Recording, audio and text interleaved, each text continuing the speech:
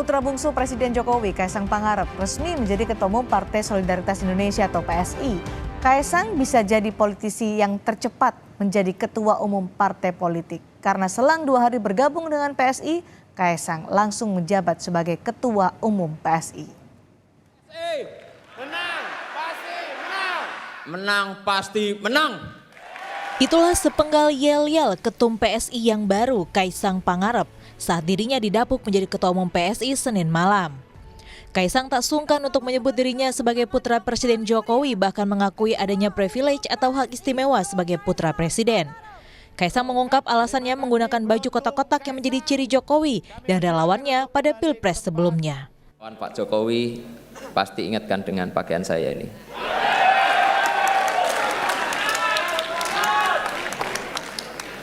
Pakaian yang menjadi simbol banyak hal, simbol lahirnya gerakan relawan dalam peta politik Indonesia,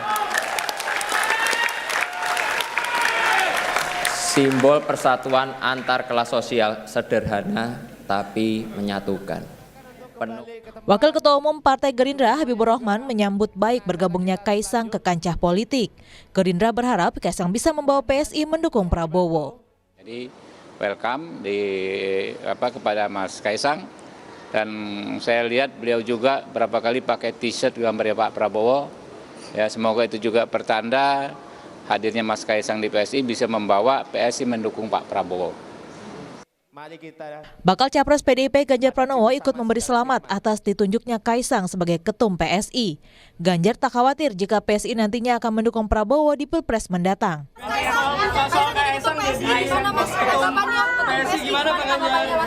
Selamat untuk Mas Kaisang. Ada khawatir dukungannya ke Pak Prabowo nggak Pak Kaisang? Jadi ketua PSI kok khawatir, jadi ketua PSI bagaimana selamat buat Mas Kaisang gitu. Sementara itu, bakal cawapres Koalisi Perubahan yang juga ketum PKB Mohaimin Iskandar mengatakan semua parpol harus waspada karena di belakang Kaisang ada sosok Jokowi sebagai presiden dan juga kader parpol lain. Tentu menjadi kewaspadaan kita semua partai-partai ini, di mana di belakang Pak Mas Kaisang adalah presiden. Yang tentu di satu sisi kita ikut bahagia, politik nasional akan semakin ramai, dinamis tentu saja, dan ya kita berdoa welcome to the jungle, moga-moga. Bergabungnya Kaisang Pangarep ke PSI pekan lalu sudah menjadi kejutan tersendiri. Kini dalam waktu singkat Kaisang resmi menjadi ketum PSI. Kaisang sudah menentukan sikap politiknya. Kaisang menyebut pembangunan di era sang ayahnya kini harus masih dilanjutkan oleh pemimpin ke depan. Ini mereka juga ada Jokowers sejati yang percaya pembangunan 5 tahun terakhir harus dilanjutkan, bahkan harus ditingkatkan. Oleh karena itu, dengan kerendahan hati saya minta bantuan, kerjasama dan dukungan para relawan dan pendukung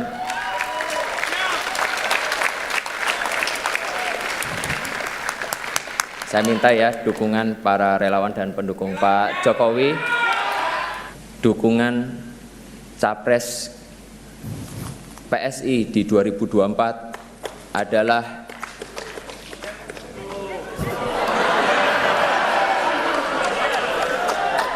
sabar.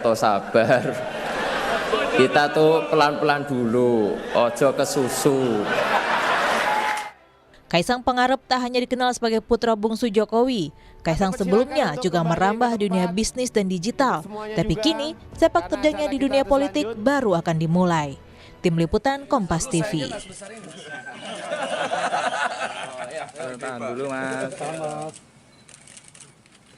Bagaimana arah politik PSI di bawah kepemimpinan Kaisang, putra bungsu Jokowi? Kami akan membahasnya bersama Burhanuddin Muhtadi, Direktur Eksekutif Indikator Politik Indonesia, dan ada Grace Natali, Wakil Ketua Dewan Pembina PSI. Mbak Grace, Mas Burhan, selamat sore.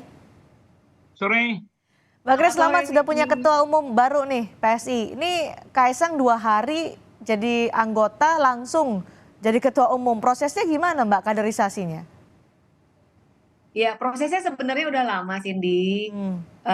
Bermula dari ketemu, ngobrol bersama dengan pengurus-pengurus PSI, anggota legislatif. Jadi banyak acara yang kita tuh ketemu gitu. Beberapa anggota legislatif dan juga pengurus juga pernah diundang ke podcastnya Mas Kaisang gitu kan. Jadi ada interaksi-interaksi sebelumnya, diskusi-diskusi, dan Mas Kaisang kan juga orang yang ngikutin politik ya.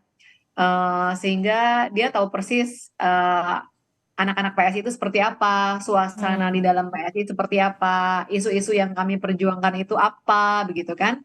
Lama-lama ya ketemu titik temu, dan kami percaya bahwa kalau Mas Kaisang ikut juga dalam perjuangan ini, maka akan menjadi tambahan energi baru mengantarkan PSI kali ini bisa sampai ke Senayan gitu. Nah, Mbak Grace, kalau biasanya partai politik itu kan ada munas terlebih dahulu, mendengarkan bagaimana pendapat dari akar rumput, dari DPC, DPW, DPD, hingga akhirnya mengerucut pada kader mereka internal dari partai politik menjadi ketua umum. Tapi ini kan Kaisang 2 hari yang tampil di publik 2 hari kemudian ia menjadi ketua umum.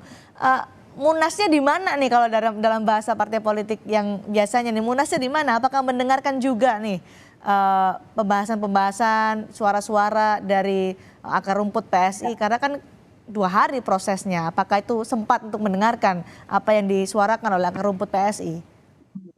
Kami ini punya forum nasional, pertemuan nasional tuh setiap minggu, Mbak Cindy.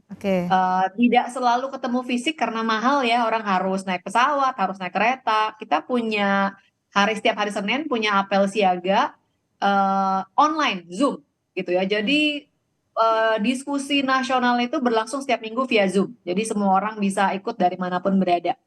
Kemudian aspirasi-aspirasi ini kami tangkap dari teman-teman juga, bahkan Bro Giring Ganesa, ketua umum sebelumnya, juga punya aspirasi yang sama.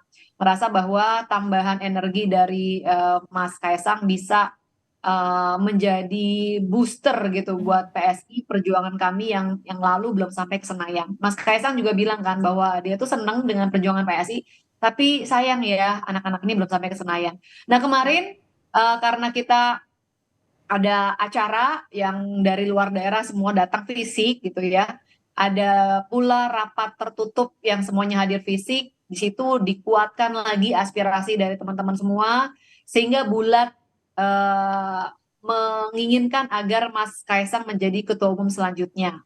Proses kaderisasi terus jalan, Mbak Cindy. PSI umurnya baru 9 tahun, tapi di usia kami yang hampir 10 tahun ini kami telah berhasil wisuda 2 ketua umum. Sekarang ketua umum nomor ketiga. Baik, Mbak Grace, tapi ada pemilihan nggak seperti Giring sebelumnya?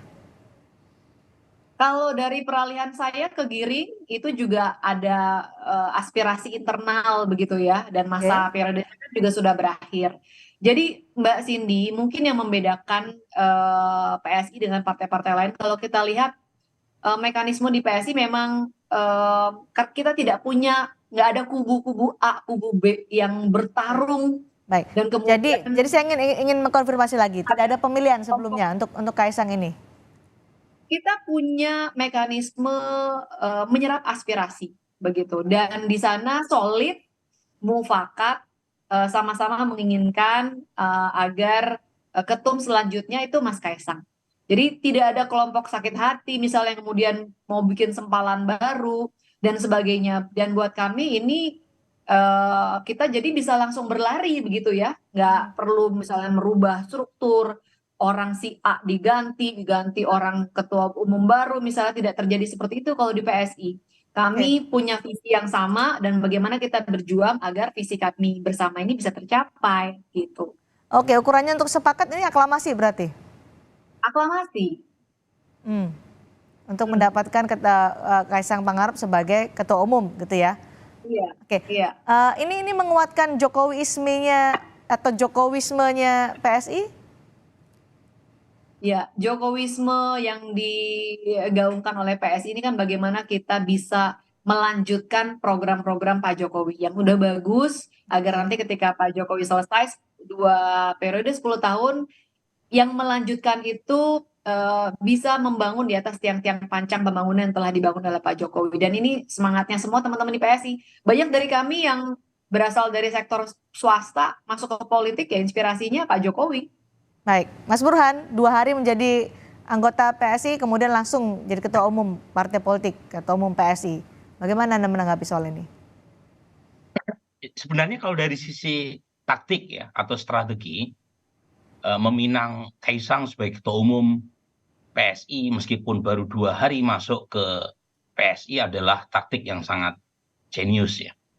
Karena menurut saya makin mempertegas posisi PSI sebagai partai yang tegak lurus pada Jokowi. Oke.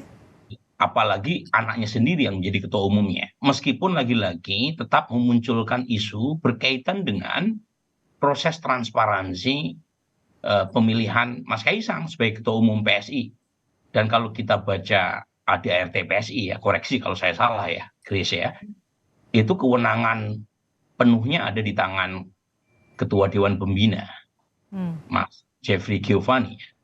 Jadi kalau kita lihat bahkan Dewan Pembina itu berhak untuk memutuskan, menyetujui, membatalkan seluruh kebijakan partai di semua jenjang struktur partai.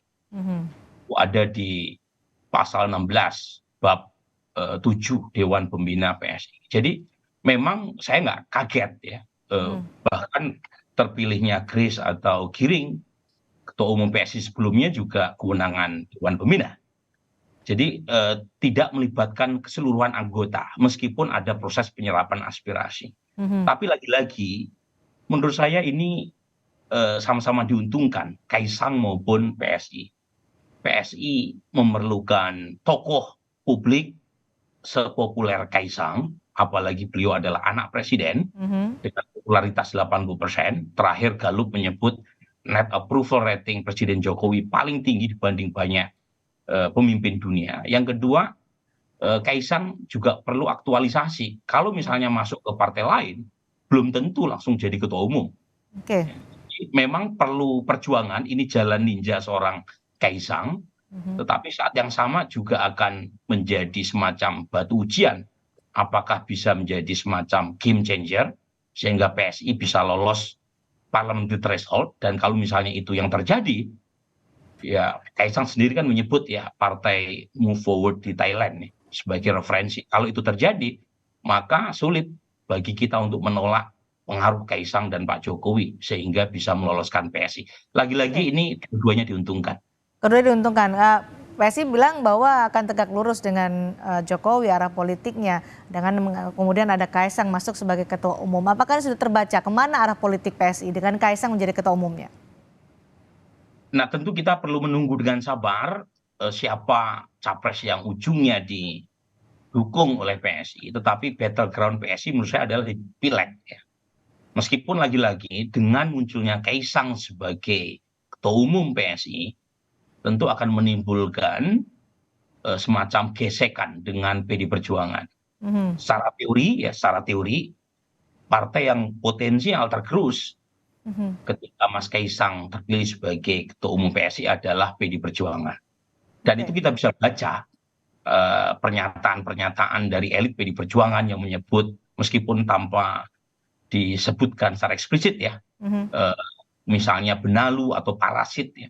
Meskipun misalnya Deddy Sitorus di Twitternya barusan menyebut juga, meskipun ketika diwawancarai media tidak secara eksplisit mengatakannya, tetapi pernyataan elit PD Perjuangan tadi mengkonfirmasi sinyalemen semacam ketidaksukaan munculnya Kaisang sebagai capres, sebagai ketua umum PSI ya. Sama basis pendukung Pak Jokowi tentu akan tidak seluruhnya lari ke PD Perjuangan. Yang kedua, dari sisi irisan elektoral memang ada banyak overlap ya antara basis pendukung PD Perjuangan dan PSI. Baik, Mas Burhan, karena Kaisang ini kan orang luar dari PSI yang kemudian direkrut oleh PSI dan akhirnya menjadi ketua umum PSI yang dikritik oleh banyak pihak seperti tidak ada kaderisasi di PSI. Apakah ini menjadi jalan pintas bagi PSI untuk bisa mendapatkan, memanfaatkan popularitas Kaisang sebagai anak Jokowi untuk bisa mendapatkan suara, bisa lolos ke DPR seperti yang disampaikan Kaisang di 6 poin pidatonya semalam? Kritik itu valid ya. Menurut saya kritik bahwa munculnya Kaisang seolah menutup pintu bagi proses kaderisasi, regenerasi di di PSI ya kan banyak sekali elit PSI yang sudah bekerja lama ya meniti karir sebagai aktivis partai, tapi bisa dibypass dengan munculnya Kaisang ya. Tapi lagi-lagi kritik ini bukan hanya ke PSI. Kalau kita lihat banyak sekali partai yang ketua umumnya ya itu saja dan munculnya aklamasi. Nah ini PR buat semua partai pada dasarnya. Jadi partai politik kita seringkali berhasil melakukan proses demokratisasi eksternal, tapi gagal melakukan demokratisasi internal di partai mereka masing-masing. Dan jangan lupa Cindy, ini pemilu tinggal 4 bulan lagi, 4 bulan sampai 5 bulan lagi. Pertarungan ada di depan mata. Jadi kalau kemudian ujungnya ya muncul Kaisang sebagai ketua umum PSI dengan alasan elektoral, ya dengan alasan pragmatisme itu saya bisa memahami. Meskipun lagi-lagi ya, memang muncul kritik terkait dengan transparansi proses pemilihan, regenerasi dan kaderisasi, sesuatu hal yang sebenarnya bisa gitu ya dijawab oleh PSI tanpa Saya tanyakan langsung ke Mbak Grace soal kritik kaderisasi tidak transparan, mempertanyakan transparansi soal pemilihan Kaisang sebagai ketua umum PSI. Bagaimana PSI dan Mbak Grace untuk menjawab kritikan itu? Disebutkan minim kaderisasi, bahkan hanya mendompleng popularitas Kaisang. Ya, tadi seperti saya jelaskan bahwa kaderisasi di PSI terus berjalan. PSI usianya baru 9 tahun. Dan kami terus kok melakukan kaderisasi internal, anggota-anggota baru, anggota legislatif, pengurus itu kita lakukan proses kaderisasi. Dan tidak hanya berhenti di proses kaderisasi, tapi juga regenerasi. Tadi saya bilang bahwa meskipun umur kami belum sampai 10 tahun, tapi kami sudah menelurkan 2 ketua umum.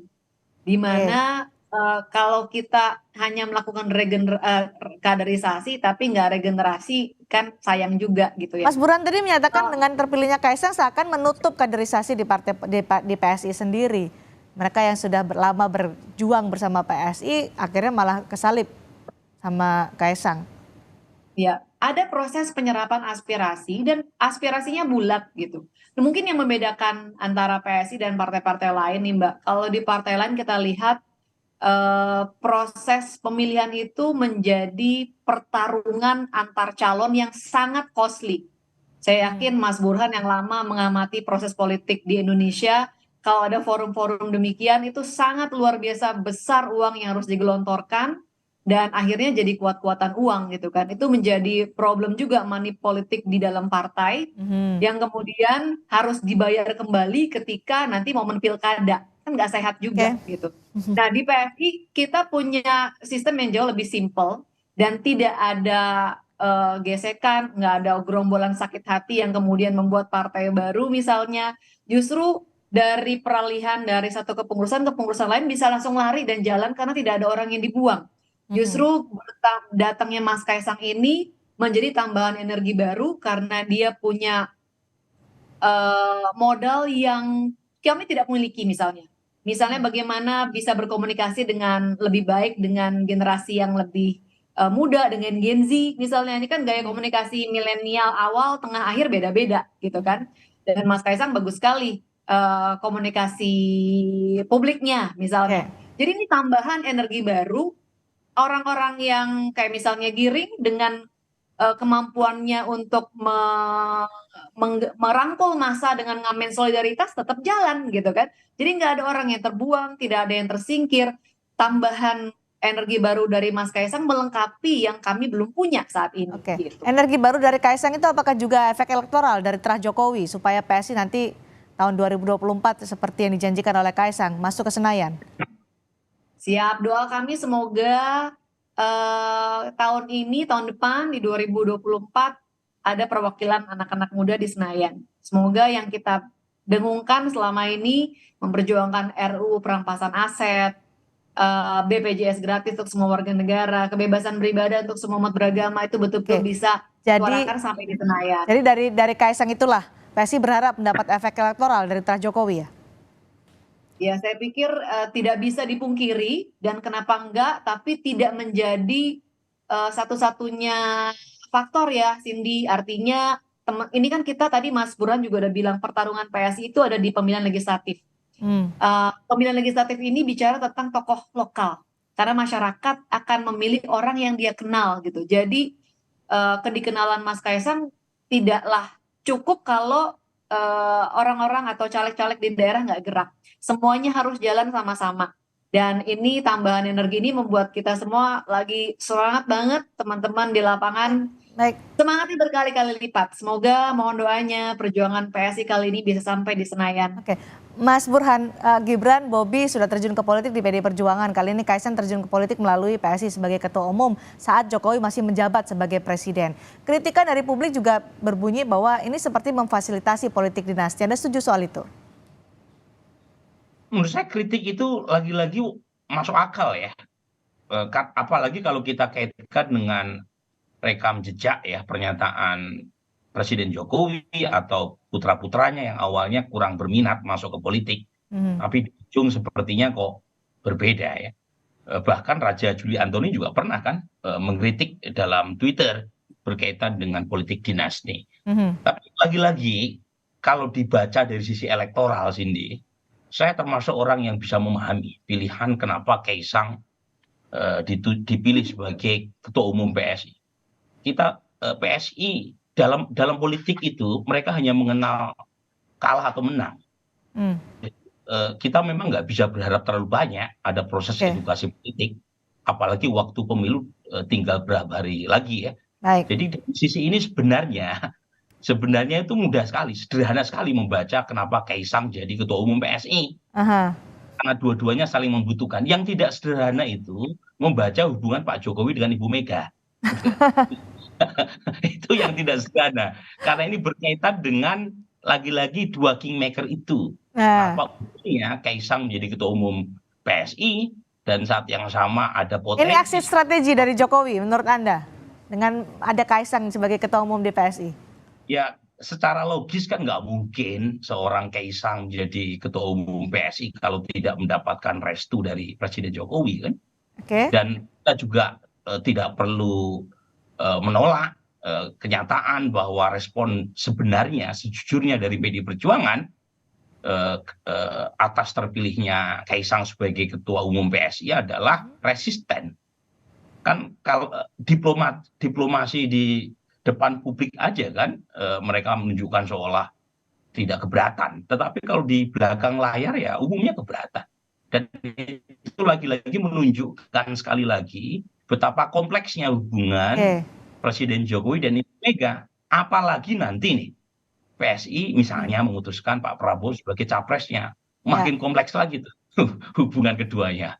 Saat yang sama Pak Jokowi, kemudian Bobi menantunya, Gibran putranya masih di PDI Perjuangan, tapi menyisakan Kaisang di PSI. Lagi-lagi kompleks hubungan kedua tokoh ini, dan itu yang kemudian melahirkan gitu ya dinamika politik, termasuk terpilihnya Kaisang yang baru 2 hari ya terpilih sebagai anggota PSI. Saya ingin ke Mas Burhan lagi untuk menegaskan ini PSI dengan Kaisang sebagai ketua umumnya akan menjadi exit strategi dari Joko Widodo atau justru semakin menguatkan ambiguitas Joko Widodo di Pilpres sampai saat ini? Kalau saya membayangkan ya, itu Presiden Jokowi tidak akan mengeluarkan statement publik yang terang benderang untuk put eggs in one basket. Jadi yang kedua, kalau di antara dua pilihan yang Cindy tadi sampaikan, yang kedua yang dia pilih. Tetapi bagi elit itu tidak ada itu ambiguitas. Jadi lirikan mata Presiden Jokowi makin terang benderang, apalagi setelah meresmi atau mengizinkan Kaisang menjadi ketua umum PSI. Kemana Mas Burhan? Lirikan matanya Jokowi? Ya paling tidak hubungan dengan PDI Perjuangan sedang tidak baik-baik saja. Bahwa itu kemudian dibaca Presiden Jokowi cenderung ke arah Pak Prabowo ya menurut saya ya sah-sah saja.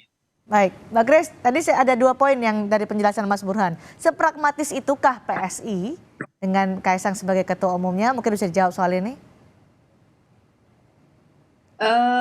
Saya rasa terlalu sempit kalau dimaknai untuk kepentingan elektoral dengan bergabungnya Mas Kaisang. Kaisang dan PSI kami punya cita-cita yang sama dan ini perjalanan jangka panjang ya, Cindy. Ada pepatah bilang kalau kita mau jalan cepat ya jalan sendiri aja. Tapi kalau kita mau jalan jauh, ajaklah kawan yang satu visi satu tujuan.